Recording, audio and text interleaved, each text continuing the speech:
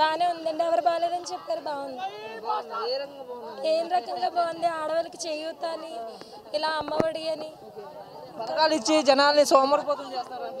సోమరిపోతులు చేస్తున్నారు. అనుకున్న వాళ్ళే సోమరిపోతులు, 100% అనుకున్న వాళ్ళే సోమరిపోతులు. తిన్నా ఏదో ఎవడో అలాంటి సమాధానాలు చెప్పడు. నేను తీసుకుంటున్నాను కాబట్టి నేను మంచిగానే చెప్తున్నాను. నాకు ల్యాండ్ వచ్చింది, అలానే 1,80,000 లోన్ వచ్చింది. నేను మంచిగా ఇల్లు కట్టుకున్నాను, హ్యాపీగా నా భర్తతో నా పిల్లలతో సొంత ఇంట్లో ఉంటున్నాను. చాలా హ్యాపీగా ఉంది. రారు అన్నది లేదు, 100% ఆయనే వస్తారు. పవన్ కళ్యాణ్ చంద్రబాబు ఇద్దరు అలాంటి అన్ని ఉత్తుత్తి మాటలు. జగనే వస్తారు, 100% వస్తారు. జై జగన్, జై జగన్, జై జగన్. జగన్ గారు సీఎం అయి 4.5 years అయింది. ఇంతవరకు ఒక రాజధాని ఒక స్టార్ట్ కూడా చేయలేదు. ఇంతవరకు ఏం చేయలేదు. ఇంత చేస్తారు, ఇంతవరకు చేస్తారు. ఒక్కొక్కటి చేసుకొస్తారు. మళ్ళీ వస్తే మళ్ళీ చేస్తారు. చెయ్యరు అనేది ఏమీ వద్దు, అన్నీ చేస్తారు కదా.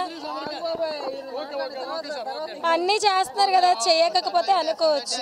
ఇప్పుడు మళ్ళీ వచ్చినోళ్ళకి ఇంకా క్లియర్ చేస్తారేమో. ఇప్పటికే ఇంత క్లియర్ చేశారు కదా, ఇంకా ఆయనే రావాలి అని అనుకుంటున్నా. ఏదైనా కరెక్ట్గానే ఉన్నారు. ఆయన ఇచ్చే ప్రతి దానికి, ప్రతి మాట మీద ఆయన కరెక్ట్గానే చేశారు. కాబట్టి ఈసారి కూడా ఆయనే రావాలి, ఆయనే వస్తారు.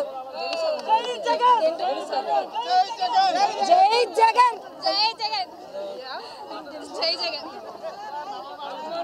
గృహాలు ఇచ్చారు కానీ అవి ఎక్కడో మారుమూలను ఇచ్చారు. అది ఒక గ్రామం, అక్కడ చాలా దూరం. ఆడవాళ్ళు భర్త లేని వాళ్ళు వెళ్ళి కాపురాలు ఉండాలన్నా కష్టమే, అలాగే పని చేసుకునే వాళ్ళు వెళ్ళి ఉండాలన్నా కష్టమే. కాబట్టి మా ఊర్లో మా చంద్రబాబు మాకు గృహాలు ఇస్తే బాగుంటుంది. ఎందుకంటే మాకు భర్తలు కట్టలేరు కదా, 2 ఆడపిల్లలు, ఇల్లు లేదు.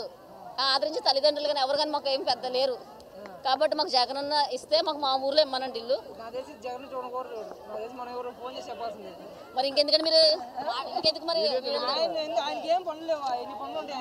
ఇంకెందుకు మాట్లాడించడం ఎందుకు పని లేక